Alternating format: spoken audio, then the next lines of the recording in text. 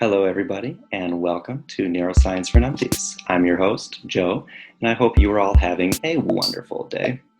I have a very exciting episode for you guys today. We get to talk about, for the first time, an actual publication in the field of brainwave-based lie detection. So that is very, very cool. That is my area of expertise, so I'm very excited to share that with you guys. Before we jump into the article, I wanted to do a little housekeeping. So first of all, you may or may not notice that I am actually recording on Zoom at the moment. And I am doing that so I can share my screen and I can actually show you the publication and walk you through it and talk about, I can take direct quotes from the publication, and I can also show you the actual figures. And the reason I'm doing that ties into the purpose of the show. Neuroscience for Numpties is all about communicating science in a way that is easily accessible and easily digestible to people who do not have a scientific background. So to that end, I realized I was kind of fighting an uphill battle. If I want to embrace Neuroscience for Numpties as a podcast, then all you can do is listen to me talk. And however, I should say, I'm using YouTube as my platform. And so I was thinking that maybe it makes more sense, as long as I have YouTube, why don't I just show you guys some visuals? I mean, I think that makes the content a lot more engaging and much more interesting. And from a neuroscience perspective, we as humans, vision is actually our dominant sense. That's our dominant sense. Our brains are very well equipped to process information, visual information. And that's why you might have heard that a picture is worth a picture is worth 1,000 words. So that's because our brains are just so good at handling visual information. And so I realized if I want to make neuroscience accessible to everyone, then it really makes a lot of sense to embrace the visual modality. So that's what I would like to do for this episode and try it out. You guys can let me know which style you prefer, if you prefer that I just talk in a podcast format, or if I show you visuals. I think the visuals are probably going to be more interesting. But anyway, that's enough housekeeping. What I want to do now is share my screen so you can see, and sorry for if the clicking is a bit noisy. But here we go. I have the article right here. This is the article that I'm covering. It's called "The Truth Will Out: Interrogative Polygraphy or Lie Detection with Event-Related Brain Potentials." Okay, and I'm wondering if there's a way, I've never actually used this recording feature on Zoom, and so I'm wondering if there's a way that I can keep track of my time, how long I've been talking, because I do want to make this, keep it to 15 to 20 minutes. Okay, well, I'll have to use the clock up here. Okay, so what I've done here, this is a real publication. This was published in 1991 in the field of neuroscience, and this is by two authors, one Lawrence Farwell and Emmanuel Donchen. These are very big names in the field of brainwave-based lie detection. Emmanuel Donchen is kind of the father of this whole technique that I'm going to share with you guys today. Larry Farwell is actually a pretty infamous name nowadays. You may or may not recognize this name if you have watched Making a Murderer Season 2. Lawrence Farwell, they actually used his brainwave-based lie detection technique. This is his own technique, not the one I'm going to share with you here, but something similar. And he is a bit infamous these days because he did some science that wasn't very good quality, and it kind of landed him in hot water. So, scientists have drama too. So, I don't know if anyone would watch a reality TV show about that, but scientists have their own drama. So, my point is that in the scientific community, Larry Farwell is not exactly trusted. But for this paper, he was overseen by his mentor, Emmanuel Donchen. And so the paper is good quality, which is why I'm sharing it with you today. I'm definitely not going to share papers with you guys that are not good quality. And by the way, these papers are absolutely free. You can get them anytime you want on Google Scholar, and I've actually put a link in the description so you can read this paper for yourself if you want to. But I'm going to walk you through the highlights of the paper in the time that we have.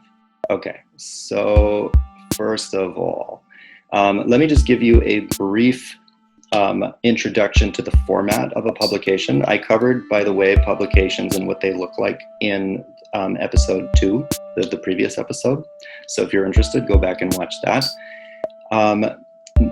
I mentioned in that episode that publications are formatted similarly to the way the scientific method is formatted, as a matter of fact. And so the first thing that a publication will do, let me see if I can zoom out a bit here.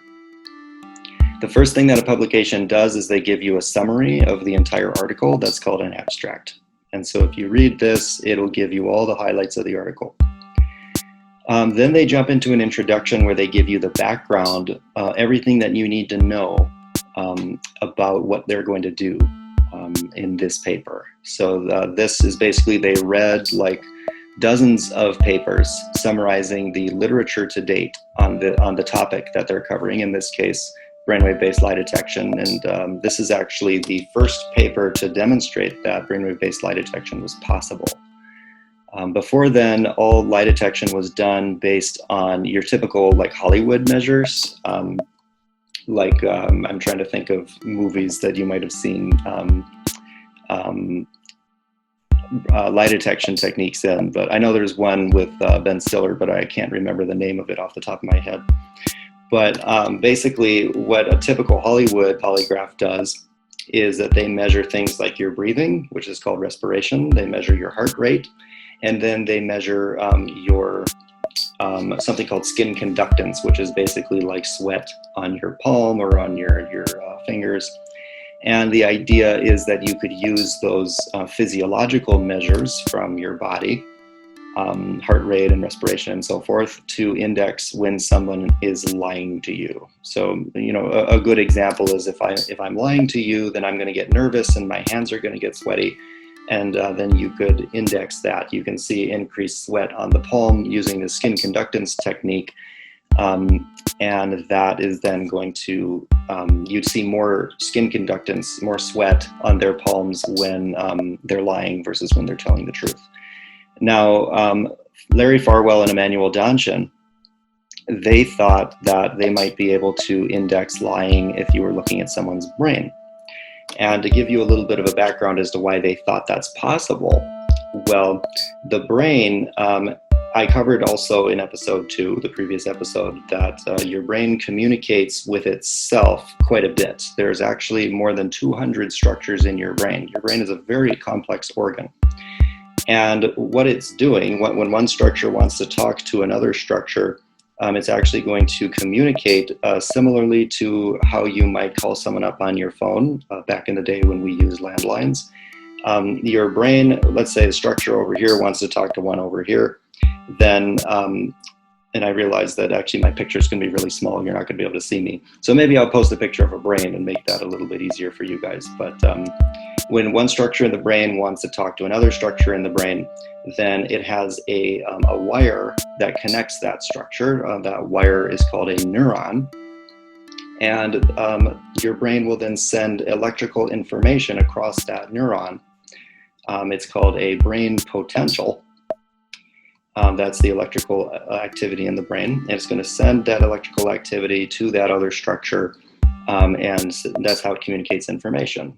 That's a little bit of an oversimplification, but it's a useful analogy to kind of like think about it in terms of a telephone wire. You know, when you want to talk to your friend on the phone, then your voice is being communicated through this electrical information through the telephone wire, and then to the other end where your friend is. So that's like an overly simplified analogy of what your brain kind of does when it's communicating with itself. And you can say, well, what is in this communication? What's your brain talking about when it's talking to itself? Well, think about when you're processing visual information. You know, your eyeballs are taking in information about the world, and then that information is being relayed or communicated to your brain. That information is going to be represented electrically. And so if you measure that electrical information, then maybe you can actually kind of decode, it's a fancy word, to that electrical information to understand what your brain is talking about. So, I guess people have made the analogy that you're like tapping a wire, that your brain is talking to itself like on a telephone wire, and you're tapping the line so you can listen to that conversation. That is misrepresentative, actually, of what a event-related brain potential is. You're not necessarily like tapping a wire and listening to the conversation. That would be too simplistic.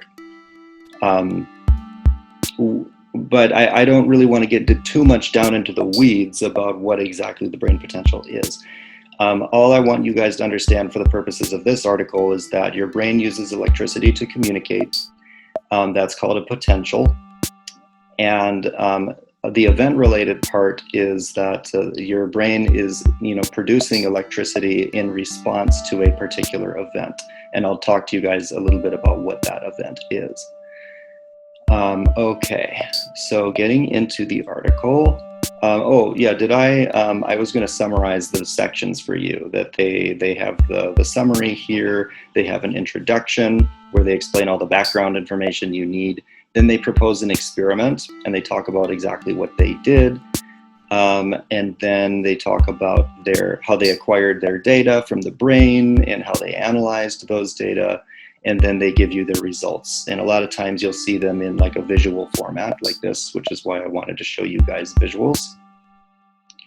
And then, and actually I think I can make this a bit bigger. Oh, hey, look at that. I don't know that I like that.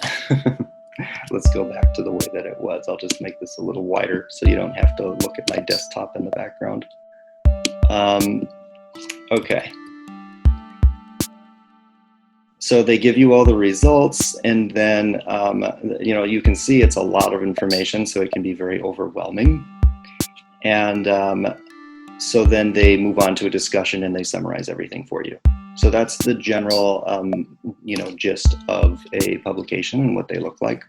I'm actually going to scroll all the way to the end here, and I'm going to show you actually two things. I'm going to show you something called the references. So if you were interested in anything that they talked about, this is actually their review of the literature.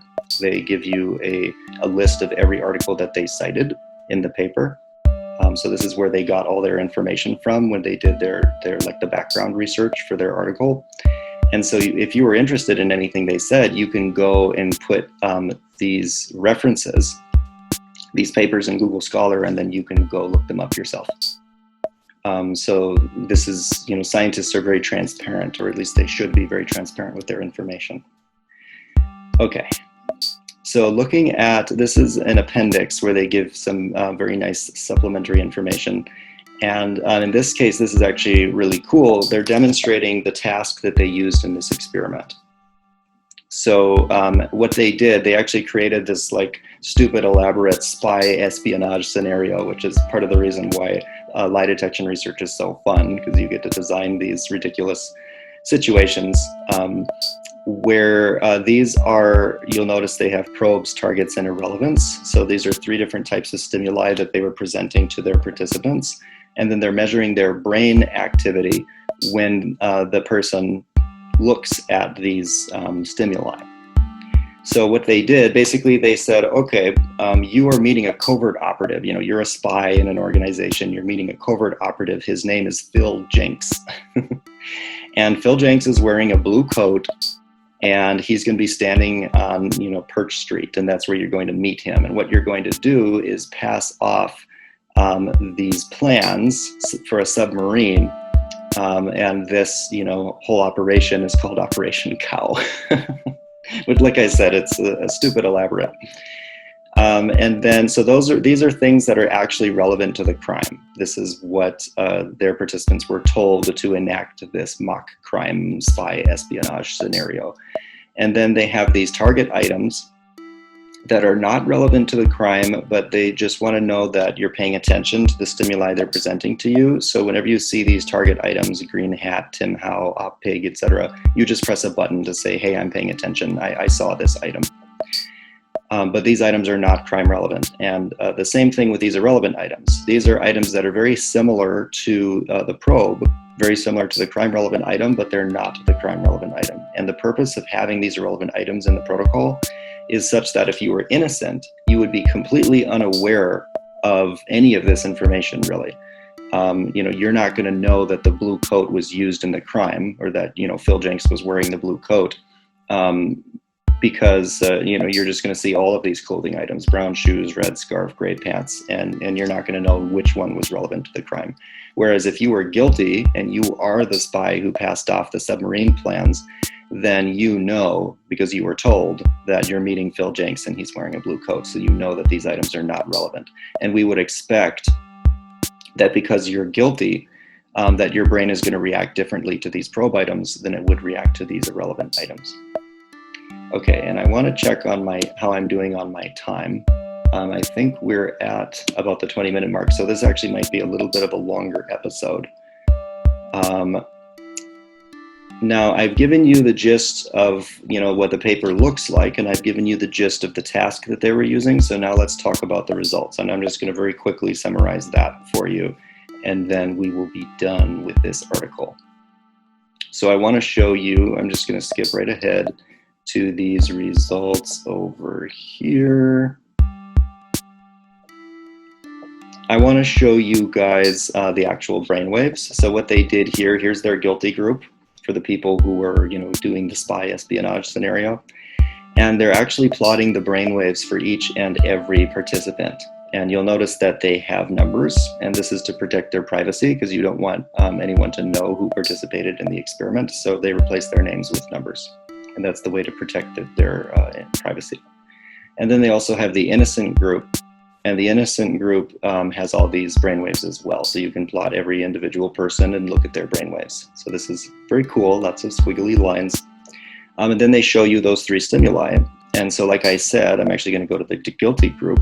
What I said was that we expect that guilty people are going to have a different response to the probe than they would to the irrelevant items. And so here's a really great example. I'm going to zoom in if I can on number 14 here.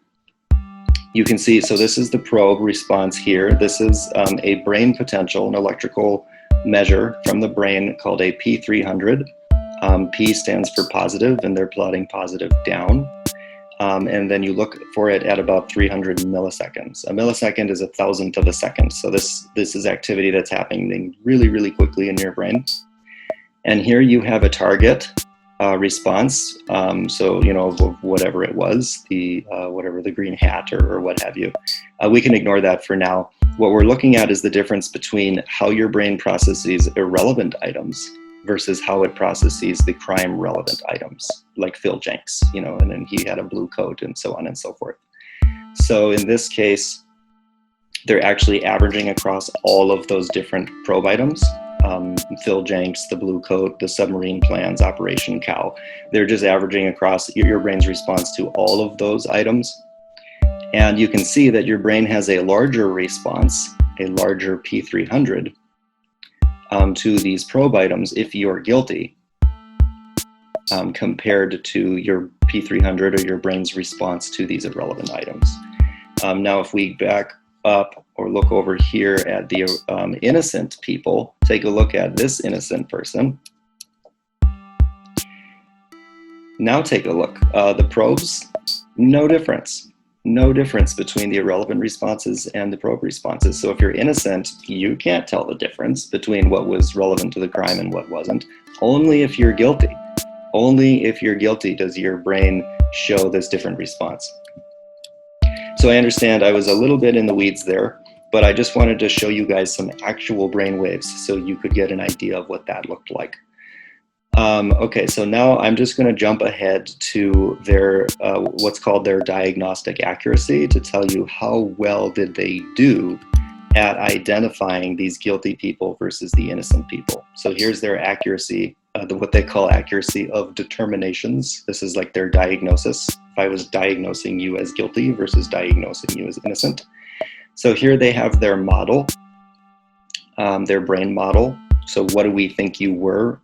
Based if you were guilty, or do we think you were innocent? And then this is the actual the oh, I think I have that backwards. Here's their, I think that's their decision. This is their model versus this is the actual truth. This is the ground state. So were they actually guilty or were they innocent? And then here's the decision that they're making based on the brain data. Do we decide that they're guilty or did we decide that they're innocent? And I'm just going to ignore this indeterminate response for now. Indeterminates are, they didn't know. You didn't have enough information to say that they were guilty or innocent. So we'll just ignore that for now. So they had 20 people, 20 guilty people and 20 innocent people. And you'll notice that their brain data, based on the brain data, they caught 18 out of 20 people. That would be their accuracy rate. And then here they correctly labeled 17 of the innocents as innocent. So their accuracy rate would be, looking at 18 out of 20. And then their innocent accuracy rate would be 17 out of 20. And I think I'll just throw up the calculator and do that really quickly. 18 divided by 20 is 90%. So they were 90% accurate at identifying guilty people. And then they were 85% accurate at identifying innocent people. So that's actually really good. That's actually a pretty good accuracy.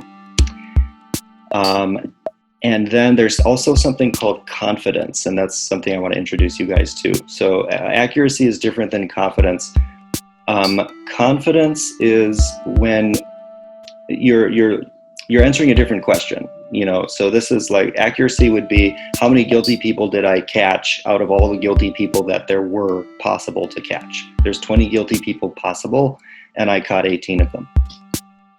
So that's your accuracy rate. Your confidence would be, out of everyone I called guilty, how many of them were actually guilty? And so you'll notice that here's all the people I called guilty. I called 18 people guilty, and every single one of them were actually guilty. I didn't call any innocent people guilty. So that means that my confidence, I can be 100% confident that when my brainwave model calls someone guilty, I can be 100% confident that they were actually guilty. And likewise for the innocents, out of everybody that I called innocent, I called 17 people innocent, and every single one of them were actually innocent. Not a single person that I called innocent was actually guilty. And in that situation, I am also 100% confident in my model's ability to diagnose people as innocent. So this is a very, very impressive model. Very, very impressive. It has high accuracy rates, and you can place a lot of confidence in your model's ability to diagnose people correctly. But you'll notice, this is where the indeterminate row comes into play, that they threw out people, their results, if they didn't have enough information to make a decision. So you'll notice that there's 5 people here that they couldn't make any decisions about. And so that actually affects their accuracy rates. They did have to throw out 5 people out of the 40 total. So they're only making decisions on 35 people. So they are missing some information. So that's one of the flaws of the model, is that there are these indeterminate responses. But anyway, I've gone a little bit down into the weeds, more so than I necessarily intended to do. But I want the gist of this video is that you now get a concrete idea of what a publication looks like, and you can go look at these publications for yourself for free using Google Scholar. And I've walked you through the gist of it, so you're now familiar with the type of task that they're using. You know this, or at least have been introduced to this brainwave called P300. And we can use this brainwave to very accurately diagnose someone who's guilty, who participated in the crime, versus someone who is innocent and did not participate in the crime. And not only did we have high levels of accuracy about that, but we could also be very highly confident in our model's ability to diagnose people. There's a bug in here. There's a fruit fly. Okay, so yeah, so that's the gist of the article. I hope you guys enjoyed it a lot. I think I'm going to, because this whole season is actually going to be about brainwave-based lie detection, and specifically using this brainwave that I just introduced to you called a P300, I will most likely post a video soon breaking down what the P300 is, so you guys get a little bit more of a concrete example of what exactly the P300 represents in the brain, because that's something that I kind of glossed over in this video. And so I expect that you guys have questions about that. Okay, so thank you guys so much for watching. I really hope you enjoyed it. I realized that it was a lot of information, and so I understand if that was maybe a little too much. So let me know what you thought. If it was too much information, maybe I should just focus on the highlights a bit more than getting down into the weeds. But for those of you who were interested in learning about some of this stuff, I hope that you appreciated the level of depth that I provided. Just let me know if you like the level of depth, or if I should rein it in a bit, because I do feel like it was a bit down in the weeds. But anyway, I hope that you guys liked it. Thanks so much for watching, and I'll see you again soon. Bye for now.